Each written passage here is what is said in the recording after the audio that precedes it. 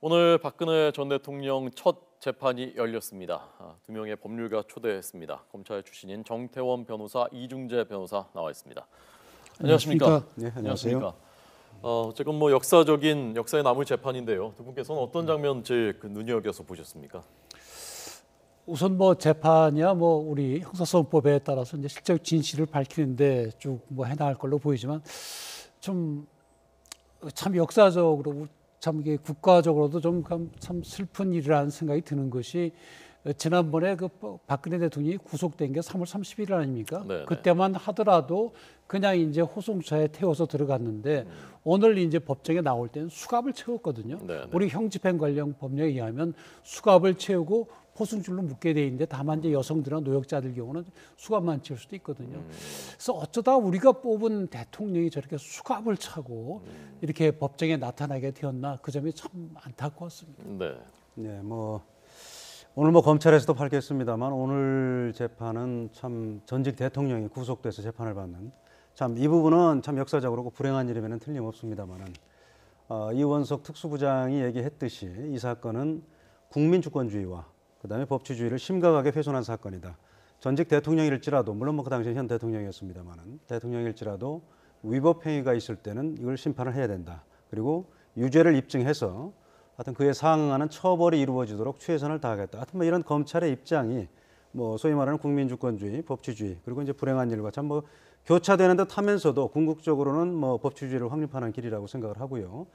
이에 대해서 이제 변호인 측에서는 유영하 변호사, 이경재 변호사 두 분 다 이 사건 기소는 정말 공소권을 검찰이 남용한 거다. 증거도 없이 무슨 언론 기사 정도를 토대로 해서 기소를 한 것이다. 이렇게 얘기한 점으로 봐서 앞으로 치열한 다툼이 예상되고 그래서 검찰에서는 거의 매일 재판을 하자 이렇게 요청을 했습니다만은 네네. 변호인 측에서 기록 파악을 해야 되니까 당분간은 한 일주일에 한 3회 정도 이렇게 해서 하여튼 치열한 다툼이 벌어질 것 같습니다. 네. 지금 전직 대통령이기 때문에 정치적인 성격을 우리가 부인할 수는 없지만 기본적으로 이 사건은 박근혜 전 대통령이 우리의 형사처벌 법규를 위반했느냐가 중점이 것이거든요. 그러니까 그야말로 우리 형사소법의 대원칙에 따라서 진실을 밝혀나가고 그것이 이제 증언이라든지 증거 수련 이런 걸로 해서 검찰은 입증해 나가고 또 변호인은 거기에 대한 방어해 나가는 그런 방식으로 가야지 이것을 자꾸 정치적인 쪽으로 몰고 가버리게 되면 이거는 이 사건의 본질이 흐트러지게 되고 지금 이 변호사님 말씀하신 대로 대통령이건 누구건 우리는 법을 지켜야 된다는 어떤 법치주의를 우리가 신뢰하는 중요한 계기가 된다는 점에서 너무 정치적으로 몰고 가는 건 좋지 않은 것으로 보입니다. 네. 자, 화면 좀 더 보겠습니다. 좀 큰 화면으로 보겠습니다. 여기가 서울중앙지방법원 417호 대법정, 유명한 재판들이 많이 열렸던 바로 그곳이고 조금 전 박근혜 전 대통령이 먼저 입정을 해서 먼저 착석을 했고요. 그 다음에 최순실 씨가 그 다음에 들어온 거죠. 차례로 들어왔고 박근혜 전 대통령이 먼저 들어오는 모습이고요. 안내를 받으면서 착석을 먼저 하는 모습입니다. 지금 저희가 자막으로 보여드리고 있는 대로 그 왼쪽에 있는 배지는 수용자 번호를 쓴 그 배지고요.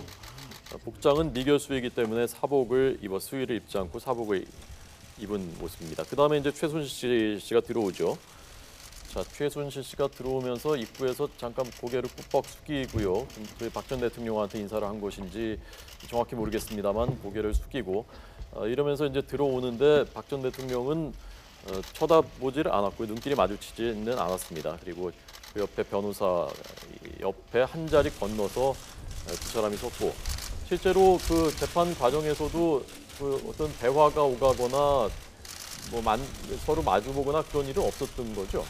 그렇습니다. 그리고 법정에서는 그런 사사로운 얘기를 할 수가 없고요. 그다음에 예를 들어서 증인 신문을 할 경우에도 피고인들 간에 서로 말을 맞출 가능성이 있다거나 그럴 가능성이 있으면은 피고인을 또 퇴정을 시키고 한 피고인만 있는 상태에서 증인 신문도 하고 그렇게 되기 때문에 오늘 사사로이 이야기를 나누는 그런 재판은 아니고요. 다만 이 박 전 대통령과 최순실 씨가 눈을 한번 마주칠 정도는 그건 얼마든지 할 수 있음에도 불구하고 그건 의도적으로 지금 감정이 서로 그럴 만한 상태가 아닌 걸로 보입니다. 네.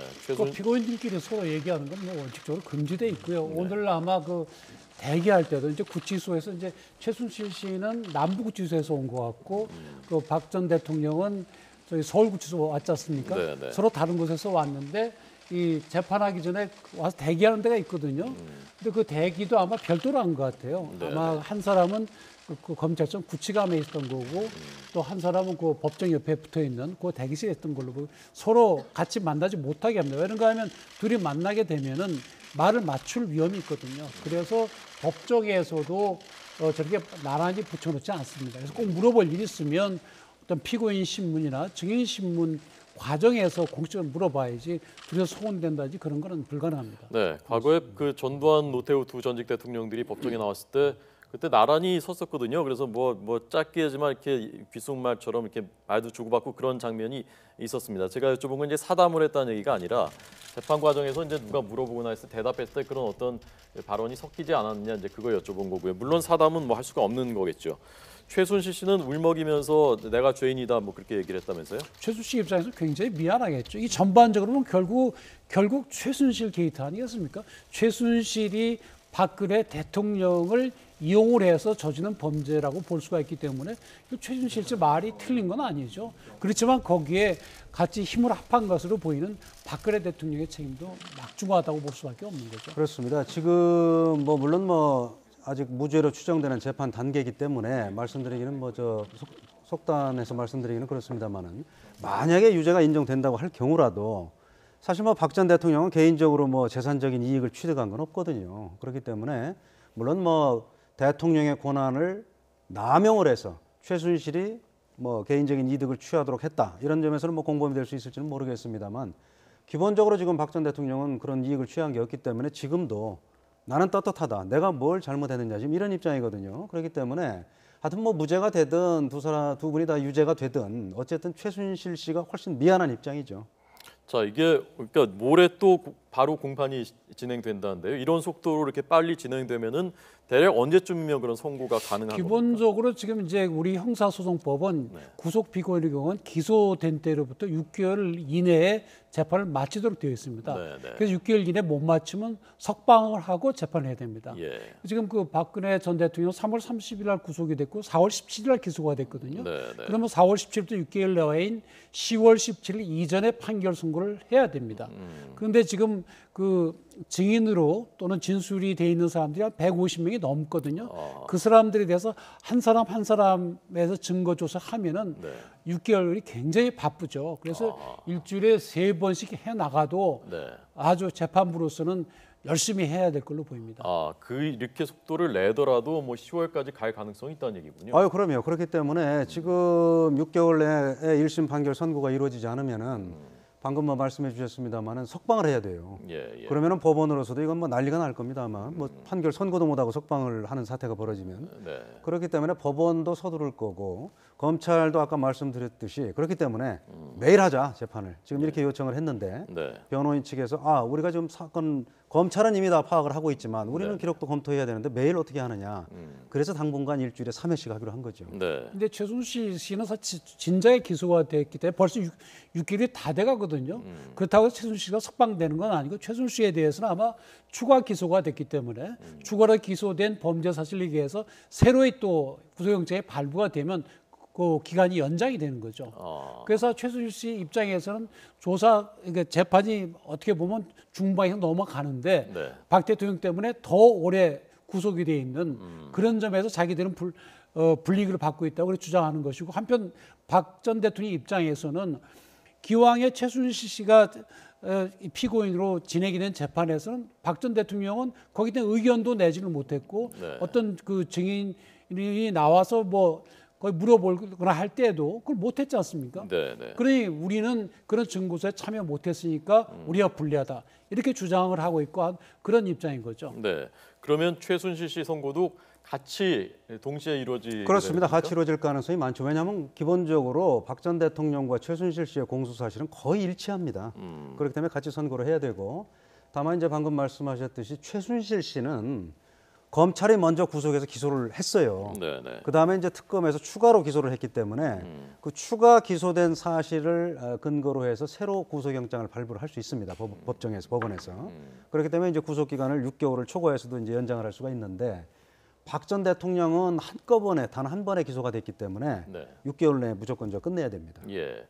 최순실 씨가 이 재판에서 어떤 진술을 하느냐에 따라서 박근혜 전 대통령의 뭐 유무죄, 형량에도 영향을 미칠 수가 있습니까? 당연히 미치게 되겠죠. 우선 이 공모로, 그러니까 공범으로 기소가 됐지 않습니까? 그러면 과연 그 공모한 것이 있는지 그거에 대해서도 이제 그 검찰과 변호인과 치열한 다툼이 있을 텐데 예를 들어서 최순실 씨가 이렇게 해서 공모를 했다. 만약에 네. 그렇게 한다 그러면은 박 전 대통령에서는 치명적이죠. 뭐 그렇게 할 리는 없을 걸로 보이지만 서로 간의 그 진술이 상대방에 미치는 영향이 크죠. 그러면 최순실 씨 입장에서는 공모한 게 아니라 내가 혼자 다 해서 내가 다 그것도 다 뭐 돈도 내가 다 그 사익을 취한 거다 이렇게 하면 본인한테는 불리해질 수도 있는 건가요? 본인한테는 그렇게 되면은 뭐 굉장히 불리해지죠. 그런데 어차피 이 사건은 뭐 박 전 대통령이든 최순실 씨든 뭐 그런 사실이 없다. 그렇기 때문에 네. 이 두 사람의 진술에 의해서 뭐 판결에 영향을 미칠 가능성은 뭐 거의 없다고 보고요. 결국은 객관적인 증거 또는 뭐 제3자의 진술 뭐 여기에 의해서 유무죄가 판가름 날 그런 사건입니다. 네. 자, 오늘 그 인정신문, 그 인정신문이라는 거 좀 설명해 주시고요. 인정? 우리 직업 물어보고 했다고 하던데. 예, 인정신문은 이제 재판에 앞서서 이제 그 사람의 인적 사항을 확인하는 거죠. 그래서 이름을 물어보고 주소를 물어보고 직업을 물어보고 이렇게 하는 거죠. 그래서 박 전 대통령 같은 경우는 뭐 성함을 말씀하셨을 거고 현재 직업은 뭐냐. 그래서 뭐 무직이라고 말씀하셨다 그래요. 뭐 틀린 얘기는 아니죠. 근데 전직 대통령이다 이렇게 얘기하는 거하고 무직이랑은 좀 차이가 좀 있죠. 지난번 구속영장 실질심사 때는 네. 전직 대통령이라고 이렇게 얘기를 하셨던 것 같아요. 근데 이번에는 무직이라고 얘기를 했답니다. 틀린 얘기는 아니지만은 네, 네. 하여튼 그만큼 그 신분의 변화를 얘기하는 거라고 볼 수가 있겠죠. 국민참여재판은 원치 않는다라고 했다는데 이것은 그 피고인들의 의사가 그대로 반영되는 그렇습니다. 겁니까? 피고인들이 원하지 않으면 할 수가 없습니다. 지금 뭐 이 사건은 어차피 지금 뭐 변호인들 입장에서는 피고인들도 마찬가지고요. 이게 좀 정치적으로 무리하게 기소가 된 거다 이렇게 지금 생각을 하기 때문에 네. 국민 참여재판으로 가면 굉장히 불리하죠. 그냥 여론에 의해서 그냥 유죄가 선고될 것이다 이렇게 생각하기 때문에 네. 그건 하지 않는 겁니다. 예. 윤석열 이제 서울중앙지검장이죠. 원래 공판 검사로 나올 수도 있지 않겠느냐라고 했는데 지금 이제 사실상 어려워진 거죠. 뭐 본인이 수사를 했고 기소를 했으니까 내용은 잘 알겠지만 지금 중앙검사장으로서 네. 오히려 이 공판에 들어가는 다른 검사들에 대해서 지도를 하고 지휘에 대한 입장에 있으니까 네. 굳이 원하면 할 수도 있겠지만 그거보다는 그 밖에서 지원하는 게 더 나은 것으로 보입니다. 예. 지금 그 박근혜 전 대통령과 최순실 씨 피고인들이 앉아 있는 그 뒤에 앉아 있는 저 사람들 변호인들이죠. 다 변호인들입니까? 그렇죠. 그 변호인 뒤에도요? 숫자가 많다 보니까 지금 뒤에 있는 거죠. 지금 박근혜 대통령 같은 경우도 변호인 지금 6명으로 되어 있거든요. 물론 검사는 8명이지만 그러니까 그 바로 옆자리에 변호인 한 자리밖에 없으니까 그 뒤에 다 앉죠. 더 많으면 방청석에도 앉아 있기도 합니다. 아 그렇군요. 그리고 반대쪽은 지금 그 검찰 측 검사들입니다. 앉아 있는 검사들도 앞에 한 서너 자리밖에 없거든요. 그 나머지 검사는 그 뒷자리 또 앉아야죠. 아그 뒷자리에 앉고 그리고 이제 맞은편 이쪽은 그 방청석. 그렇습니다. 방청석 기준으로 볼 때 방청객들 오른쪽은 이제 피고인과 변호인들, 그다음에 이제 왼쪽은 이제 검사, 그다음에 정면에는 이제 뭐 재판부 이렇게 앉게 되겠습니다. 네. 저희가 417호 법정이 사실은 중앙지방법원에서 제일 큰 법정이거든요. 그래도 방청석 했고 한 150명 정도밖에 못 들어가고 특히 이렇게 그 변호인들이 많은 사건의 경우에는 저 앞자리 다 못 앉습니다. 앞으로도 계속 이 법정에서 진행돼요. 그렇습니다. 그렇죠. 예. 자 이제 그러면 일단 이번 주에는 내일 모레가 잡혀 있는 것이고 그렇습니다. 그 다음 주 일정까지는 아직 정해지지 않은 것이고요. 지금 당분간은 지금 뭐 유영하 변호사 측에서 한 적어도 6, 7월 2달 동안은 일주일에 3번 정도 하자. 예. 지금 이렇게 자기들이 기록 파악할 시간이 필요하니까 이렇게 해서 네. 아마 그렇게 진행되지 않을까. 근데 재판부가 예. 뭐 한 달 정도 허용하고 급하면은 뭐 7월 달부터는 일주일에 뭐 4번 할 수도 있습니다. 네. 오늘 뭐 돈봉투 만찬 사건 거론하면서 검찰에 대해서 반박을 했다는데. 이쪽이 유죄라고 한다면 돈봉투 사건도 그것도 부정처사를 하고 돈을 준 것이 아니라 그런 주장을 했다는 것인데 그건 뭐 이 박근혜 전 대통령의 행위 자체가 형사처벌이 될 수 없다는 그런 변호인의 주장을 하면서 이제 일예로 든 것이죠. 네, 지금 네. 뭐 이런 것 같아요. 저도 뭐 정확한 취지는 모르겠습니다만 보도된 걸 보니까 지금 유영하 변호사는 언론 기사를 가지고 박 전 대통령을 기소했다 이런 입장이거든요. 예, 예. 그렇기 때문에 돈 봉투 만찬 사건도 지금 보도됐으니까 검찰 논리대로라면 지금 검사들 다 기소해야 되는 거 아니냐. 예, 예. 뭐 이걸 주장하는 것 네, 같습니다. 언론에 나온 것만 가지고 한다면 그렇죠. 그 당신들도 다 그래서 다 기소해야 되는 거 아니냐, 이런 근데 원칙적으로 언론 기사 자체가 뭐 증거되고 그럴 수는 없죠. 음. 단지 이제 사건을 파악할 때 네. 참고 자료에 불과합니다. 네. 자, 오늘 박근혜 전 대통령의 첫 재판 서울중앙지방법원에서 열린 재판의 의미 그리고 진행 과정에 대해서 두 법률가들의 해설 들었습니다. 두 분 고맙습니다.